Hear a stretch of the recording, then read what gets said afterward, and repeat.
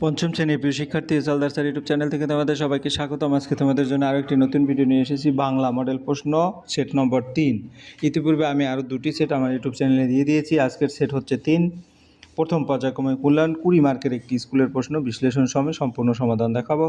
কাজে তোমরা যারা এখনও আমার চ্যানেলটিকে সাবস্ক্রাইব করনি তারা এখনই চ্যানেলটিকে সাবস্ক্রাইব করে বেল আইকনটি প্রেস করে দাও। পঞ্চম শ্রেণীর সকল বিষয়ের সকল সাবজেক্টের একাধিক রায় ও মার্টিন প্রশ্ন বিচিত্রার প্রশ্ন আমার ইউটিউব চ্যানেলে দেওয়া আছে। তোমরা আমার ইউটিউব চ্যানেলে গিয়ে সকল বিষয়েরই প্রশ্ন সেট দেখে আসতে পারবে। কাজে তোমরা যারা এখনও আমার চ্যানেলটিকে সাবস্ক্রাইব করনি তারা এখনই চ্যানেলটিকে সাবস্ক্রাইব করে বেল আইকনটি প্রেস করে দাও। আজকের যে প্রশ্নটি সেটা হচ্ছে বালুরঘাট গার্লস হাই স্কুল, আর এই একই প্রশ্ন হচ্ছে কাঁচরাপাড়া হরিণহাট হাই স্কুল থেকে। তো এখানে দেখো 1 নম্বরে প্রশ্ন আছে 11টি প্রশ্ন, এর মধ্যে যে কোনো 10টি এমসিকিউ প্রশ্ন 10 মার্ক, এবং 2 নম্বরেও টোটাল 11টি প্রশ্ন আছে, অর্থাৎ একটা একটা করে অপশন আছে, তার মধ্যে যে কোনো, অর্থাৎ এর মধ্যেই তোমাদের ভাষা পাঠ আছে, এর মধ্যে সমস্ত কিছু প্রশ্ন আছে। যাই হোক, আমি এই প্রশ্নগুলো আবার একটু তোমাদের দেখিয়ে দিচ্ছি যে একসাথে। তাহলে এখন আমরা চলে যাব 1 নম্বরে প্রশ্ন। বুনো হাঁস গল্পে জোয়ানরা জখম হওয়া বুনো হাঁসটি তাঁবুতে নিয়ে এসেছিল কখন? ঝড় শুরু হতেই, বরফ পড়া শুরু হতেই, বরফ পড়া শেষ হতেই, বৃষ্টি শুরু হতেই। আমরা যদি গল্পটা দেখি তাহলে দেখব যে তোমার লাদাখের একটা নির্জন, বরফে ঢাকা নির্জন জায়গাতে আমাদের জোয়ানদের ঘাঁটি ছিল। বরফ পড়া শুরু করতে জোয়ানরা গিয়ে আগের হাঁসটাকে তাঁবুতে নিয়ে এলো। তাহলে আমরা উত্তরটা কিন্তু পেয়ে গেছি। উত্তরটা হবে বরফ পড়া শুরু হতেই, অর্থাৎ বরফ পড়া শুরু হতে খ নম্বরের উত্তরটা হবে 1 নম্বরে। তা এরপরে আমরা পরের প্রশ্ন যাব। বুনো হাঁসেরা নিজেদের দেশে ফিরে যায় শীতের শুরুতে, শীতের শেষে, গ্রীষ্মকালে। আসলে তারা শীতের দিনে আসে, কাজেই তারা শীতের শেষেই কিন্তু তারা ফিরে যায়। অর্থাৎ তারা যে দেশে শীত থাকে সেই দেশেই কিন্তু এই বুনো হাঁসগুলি থাকে, এই কারণে শীতের শেষে। উত্তর হবে খ। এরপরের প্রশ্ন হচ্ছে 3 নম্বর। ছেলেবেলা গল্পে দুপুর বেলাটা ড্যাশ সন্ন্যাসীর বিভাগী হওয়ার সময় ছিল। এই যে হচ্ছে তোমার ছেলেবেলার গল্প। তো এখানে দুপুর বেলাটার কথা যদি বলা হচ্ছে, এটা দুপুর বেলাটা হচ্ছে নবীন সন্ন্যাসীর বিবর্ণ হওয়ার। ছেলেবেলা গল্পে দুপুর বেলাটা ছিল মূলত। তাহলে সঠিক উত্তরটা হবে শিশু, নবীন না তো শিশু, অর্থাৎ ছেলেবেলা গল্পে দুপুর বেলাটা ছিল শিশু সন্ন্যাসীর বিবর্ণ হওয়া। এরপরে আমরা যদি পরের প্রশ্ন যাই, পরের প্রশ্ন হচ্ছে কি এত আমুন্ডার কাহিনী গল্পে ড্যাশ নদীর আদিবাসীর নাম দরঙ্গরা, অর্থাৎ আমরা যদি দেখি এত আমুন্ডার কাহিনী গল্পে সুবর্ণরেখা নদীর আদিবাসী নাম হচ্ছে দরঙ্গরা বা ডুলং। এরপরে আমরা যদি দেখি পরের প্রশ্ন কি বলছে, গল্প পুরো এসেছিল শীতের ভোরে, শীতের সকালে, শীতের রাতে, শীতের দুপুরে। আসলে শীতের ভোরে, কারণ গল্প পুরো থুরথুরে বইছে হওয়া উত্তরে তোমরা ও শীতের ভোরে সত্তরে, অর্থাৎ এই যে শীতের ভোরের কথাটা এখানে আছে। কাজে উত্তর হবে শীতের ভোরে, অর্থাৎ ক নম্বরে উত্তর। এরপরে 1-6 কি আছে? 1-6 আছে এত আমুন্ডার কাহিনী গল্পে ড্যাশ নদীর না ঝিমধরায় মস্ত ড্যাশ কাঁপছিল থর থর। তাহলে আমার এই লাইনটার মধ্যে পাখির কাছে ফুলের কাছে ঝিমধরায় মস্ত শহর কাঁপছিল থর থর, অর্থাৎ এটা শহর হবে। ঠিক আছে, তাহলে উত্তর হবে শহর। এরপরের প্রশ্ন হচ্ছে তোমার ব্যঞ্জন সন্ধি হলো। ব্যঞ্জন সন্ধিটা কি আমরা যদি বলি, ব্যঞ্জন সন্ধি ঘ নম্বর। ব্যঞ্জন বর্ণের সঙ্গে ব্যঞ্জন বর্ণের মিলনটাই হচ্ছে ব্যঞ্জন সন্ধি। যখন দুটি ব্যঞ্জন বর্ণ একত্রে মিলিত হয় তখন তাকে ব্যঞ্জন সন্ধি বলে। 1-7 হয়ে গেল। এরপরে 1-8 কি বলেছে, বিদ্যালয় শব্দটি সন্ধি বিচ্ছেদ লেখো। বিদ্যালয় শব্দের সন্ধি বিচ্ছেদ হচ্ছে বিদ্যা যোগ আলয়, বিদ্যালয়।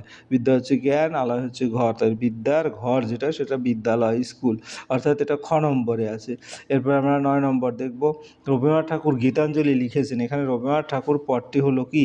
রবীন্দ্রনাথ ঠাকুর পদটি হচ্ছে বিশেষ্য পদ, কারণ এটাকে নাম বোঝায়। ঠিক আছে, ক নম্বর উত্তর। এরপরে তোমার 1-10 কি ছিল? নারকেলের ওই লম্বা মাথায় হাওয়া নিম্নের পদটি হলো। তাহলে এটা কোনটা? নারিকেলের ওই লম্বা মাথায়, সঠিক উত্তর হচ্ছে ক্রিয়াপদ। খায় যেটা আর কি, তাই না? এখানে দোল খায় কাজ বোঝাচ্ছে, তাই এটি ক্রিয়াপদ, অর্থাৎ দোল খায়। হ্যাঁ, দোল খায়টা হচ্ছে একটি ক্রিয়া। এরপরের প্রশ্ন হচ্ছে কি 11, দিগন্ত শব্দটি সন্ধি বিচ্ছেদ করলে কি হয়? দিক যোগ অন্ত, দিগন্ত। অর্থাৎ এটা হচ্ছে তোমার একটা কয়ের নিচে একটা হসান্ত থাকবে, যদিও ক নম্বর, দিক যোগ অন্ত।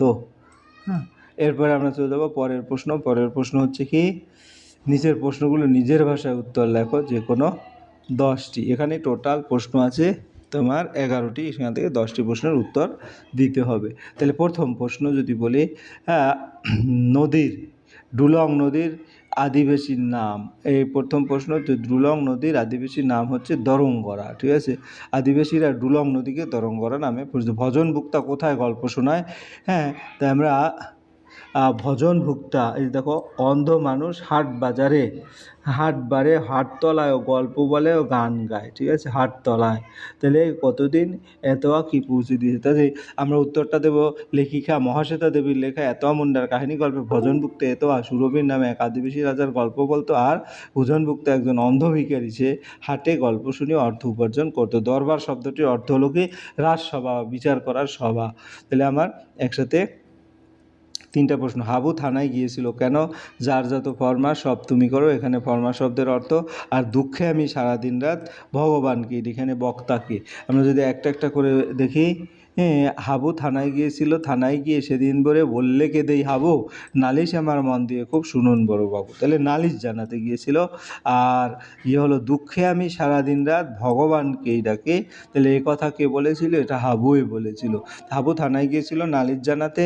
আর যার যত ফরমাস সব তুমি করো, এখানে ফরমাস শব্দের অর্থ কি? এখানে ফরমাস শব্দের অর্থ আদেশ বা নিষেধ। দুঃখে আমি সারাদিন রাত, এখানে বক্তা হচ্ছে হাবু।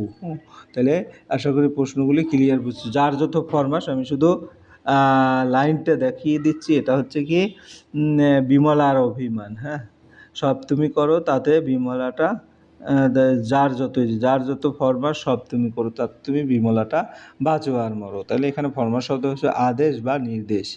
এরপরে আমরা চলে যাব পরের প্রশ্ন হচ্ছে কি আছে মোর তলপিঠে? এখানে মোর বলতে কাকে বোঝানো হয়েছে? পাখির কাছে, ফুলের কাছে, কবিতায়, হ্যাঁ, কোন গাছের ঝোপের কাছে কাব্যের আসর বসেছে? তারপর সমষ্টিবাচক বিশেষ্য আমরা এক এক করে বলি। হ্যাঁ, প্রথম যে প্রশ্নটা সেটা হচ্ছে কি আছে মোর তলপিটায়? তাই কি আছে মোর তলপিটায় দেখবি যদি জল দিয়া, এই যে কথাটা, সেটা কে বলেছে? গল্পগুরু বলেছে। তাহলে এই কথাটি গল্পগুরু বলেছে। আমি যদি এতটুকু লিখলেই হবে, যদিও তারপর তোমাদের ক্লিয়ার বোঝার জন্য, শীতকালে ভোর উত্তরে হাওয়া বইছে, সেই শীতে থুরথুরে গল্পগুরু তাড়াতাড়ি পথ ধরে হেঁটে চলছে, রূপকথা চাই রূপকথা বলে সে এমন চেঁচাচ্ছে যে তার মুখ ব্যথা হয়ে যাচ্ছে। হ্যাক সেরে সে ছোটদের ডেকে তাড়াতাড়ি ঘুম থেকে উঠতে বলেছে। ছোটরা ছুটে এলে তাড়াতাড়ি সে তার তন্নি, অর্থাৎ কাদের ঝোলায় কী আছে সে তাদেরকে দেখাবে। পাখির কাছে, ফুলের কাছে, কবিতা কোন গাছের বাগানের কাছে কাব্যের আসর বসেছে? রক্তজবার ঝোপের কাছে কাব্যের আসর বসেছে। কারণ আমরা যদি দেখি যে এখানে এই যে রক্তজবা ঝোপের কাছে কাব্য হবে আছে, এই কথাটা লেখা আছে। হ্যাঁ, তাহলে তোমরা উত্তরটা অনায়াসে। সমষ্টিবাচক বিশেষ, যে বিশেষ্য পদ একসঙ্গে অনেক ব্যক্তি বা বস্তুর সমষ্টি বোঝায় তাকে সমষ্টিবাচক বিশেষ্য বলে, যেমন দল, ঝাঁক, শ্রেণী। এরপরের প্রশ্ন, দুটি অল্পপ্রাণ ধ্বনির উদাহরণ দাও। দুটি অল্পপ্রাণ ধ্বনির উদাহরণ হচ্ছে ক, প। আরও উদাহরণ ত, চ। এরকম অনেক উদাহরণ দেওয়া আছে। ভ্রমণ হলো পড়াশোনার অঙ্গ। এখানে ক্রিয়াবাচক বিশেষ্য পদ কোনটি? ভ্রমণ। ভ্রমণ শব্দটি ক্রিয়া, ভ্রমণ করা থেকে তৈরি হয়েছে, তাই এটি ক্রিয়াবাচক বিশেষ্য। এই ছিল তোমার 3 নম্বরের যে প্রশ্ন, তার সমস্ত প্রশ্ন এবং তার উত্তর। পরিশেষে বলবো, ভিডিওটি দেখার জন্য অসংখ্য ধন্যবাদ। ভিডিওটি ভালো লাগলে লাইক, কমেন্ট, শেয়ার করতে ভুলবে না। আজ এই পর্যন্তই, ধন্যবাদ।